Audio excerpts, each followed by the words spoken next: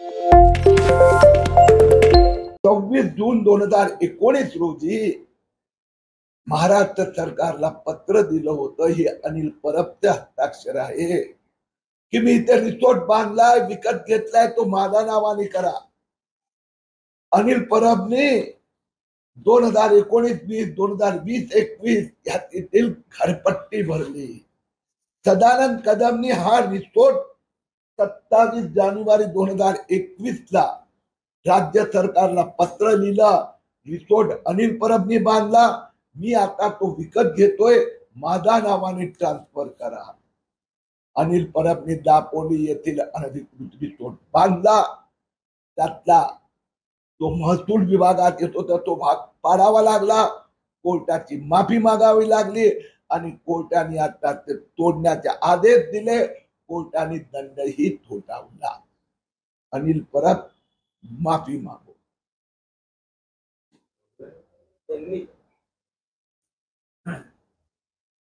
अनिल परब को मैं अब चैलेंज करता हूं. गत 2 साल वो कह रहे मैं किरीट सोमैया के सामने 100 करोड़ का डिफेमेशन का केस मैं दाखिल कर रहा हूं. अनिल परब हिम्मत है तो कल मुंबई उच्च न्यायालय में मेंशन करो, मैं भी हाजिर होता हूं. हिम्मत है तो 100 करोड़ का डिफेमेशन का कोर्ट की प्रक्रिया शुरू की जाए. अब मुंबई उच्च न्यायालय ने आदेश दिया कि अनिल परब सदानंद कदम का रिसोर्ट में अनधिकृत बांधकाम हुआ था, तोड़ने का आदेश दिया. कोर्ट को गलत फहमी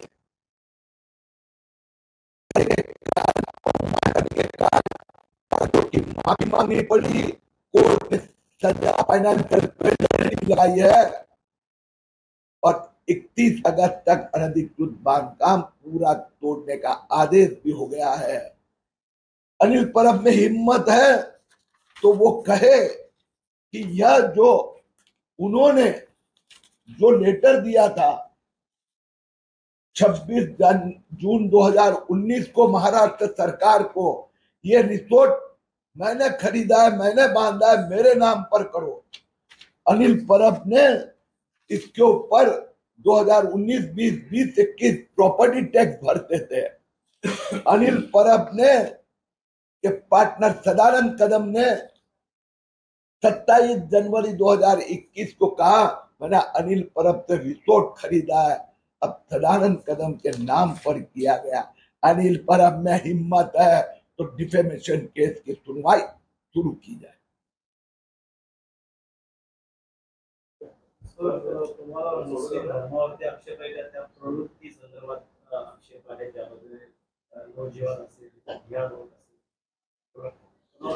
मला वाईट वाटतंय की उद्धव ठाकरेंनी स्वतःचा वडिलांचा विश्वासघात केला.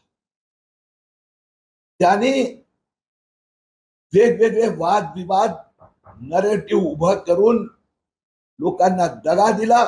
मग शिवाजी पार्कची लोक असो की मातोश्री परिसरातले लोक असो की मुलुंड पूर्वती असो की भांडूपची जनता असो,